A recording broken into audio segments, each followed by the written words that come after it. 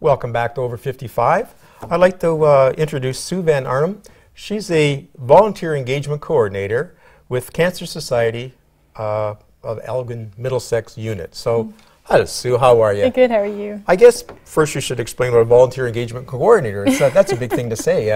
Yeah, it my is. Teeth here. It's actually it's a new initiative. So talking about it's kind of interesting because actually we've been around since 1938 and there hasn't been volunteer coordinators for many, many years. So for a volunteer-based organization without a volunteer coordinator, it's been interesting to say the least. So I get to be one of the newer ones coming on board with this initiative, and it's actually an effort to fully engage with our volunteers in a new way. So the traditional kind of management way of doing things is changing at the Canadian Cancer Society. It's really an effort to engage about who our volunteers are, what they need, what they want to come and do, and instead of having a position that we choose for them, they're coming in and saying, this is what we'd like to do, and we're finding a fit for them. Okay, so you can almost tailor a position for a volunteer, because you know, I started off as a volunteer, and I went to the hospital once, and they gave me 2 pages, and I thought, my God, that's, I don't know if I want to do this. So that's good, because a lot of our organizations rely heavily on volunteers, and thank God they're out there helping us. Yes, so what do you actually do once the person comes into your Cancer Society office? I mean, I guess they're going to come in because they have cancer, or a loved one, or a friend that has cancer. Yeah, a lot of our new volunteers have a story, a cancer journey that they like to talk about, and they bring so much experience to the table, and they can bring so much to other patients as well. We love to listen to their story. We take them through an intake process and really talk to them. The engagement process is really about really finding out what their volunteer work looks like to them. They usually come in with a picture, and we want to try and draw out that picture.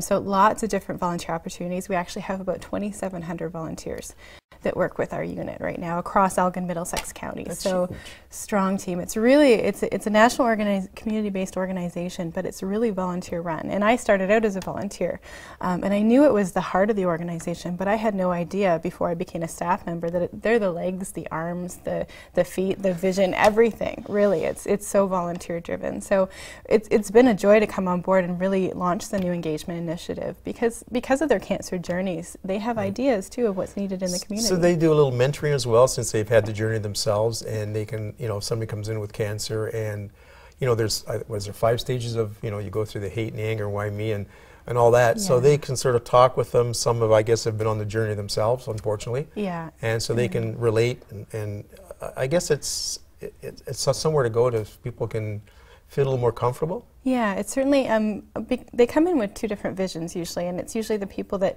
have had that experience and want to share it and want to help people through it, or those that have had the experience and want to do the background work. So they're not actually involved directly with the patients.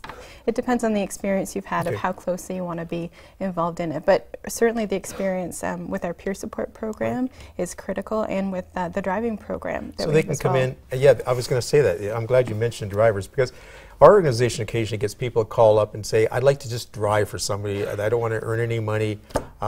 And I know the Cancer Society has great driving programs. Isn't that incredible that people actually offer that? I just, people are wonderful. And we have a driving program, and it is in a critical stage right now. We do have a lot of our drivers that go away for the winter and go south. So we do have a critical need right now. But drivers they come and they spend usually a full day, 1 day a week or 1 day every 2 weeks, and driving patients to and from their appointments. There's needs even to drive to Hamilton, Toronto sometimes for certain special appointments. But we reimburse for the gas costs, so they have that. At least that's good, because it's the gas. So you have to make sure they have the proper insurance coverage. Right. Okay. So because you know, I've explained to some politicians that our economy would implode if it wasn't for volunteerism. I know. And the amount you mentioned is that's huge, and that's good to see that people are volunteering. Is it an age group that's volunteering? Are you seeing sort of younger people coming into the volunteer, or is it still? It's interesting. All different ages. Certainly retirees are very, very key in our daytime program. So the driving program is very key for our retirees.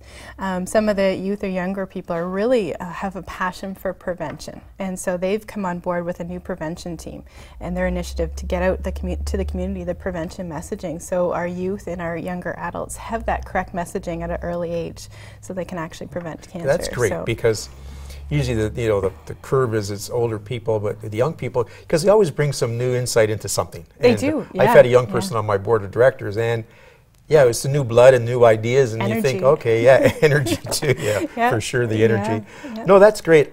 Now, you also have, I know it's volunteers, but your Daffodil Day. So do you have a group? Because you're We wearing have your the daffodil. Good for you. Yeah, no, we do have Daffodil Days coming up in April. We're kind of known for our April month, and certainly coming up lots of volunteer opportunities, and that's where you see the big mass group of volunteers going out into the community and promoting those Daffodil Days. Okay.